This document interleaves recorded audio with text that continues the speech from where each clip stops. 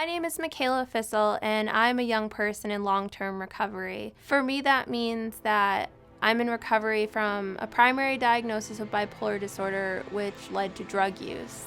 Recovery gave me the opportunity to live a meaningful life, and I'm now a contributing member of society with a purpose and a future.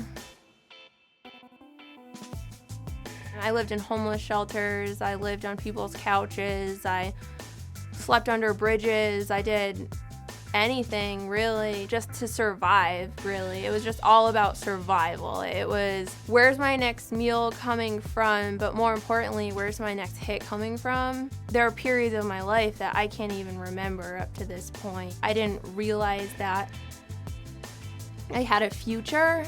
My mood instability and things like that made me feel like out of control, and so I tried to cope with those feelings of unrest and anxiety by doing drugs, because that's what seemed to be like the norm that everybody else my age during adolescence was doing. At 20 years old, I was hospitalized after an episode of psychosis, and while I was in the hospital for about a month I received the formal diagnosis of bipolar disorder. When I was in the hospital and I got that diagnosis, it was like this aha moment where finally I had a reason for why I had struggled so hard for so many years. I wouldn't be alive today without recovery. I probably would have killed myself by now or died to drug use. I couldn't even count the number of doors that have been opened while I've been in recovery. If I can't rise above the circumstances of my diagnoses or rise above the circumstances of my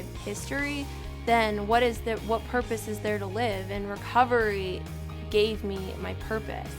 Recovery gave me the opportunity to take all that garbage that I was handed and to turn it into a masterpiece, because that's what life really is about, and that's what recovery is about for me. It's just living every day to the fullest. Any opportunity that I get to share my story, if it's going to inspire hope in anyone that's in the audience, I'll share it. Amazing things happen in recovery. Amazing things.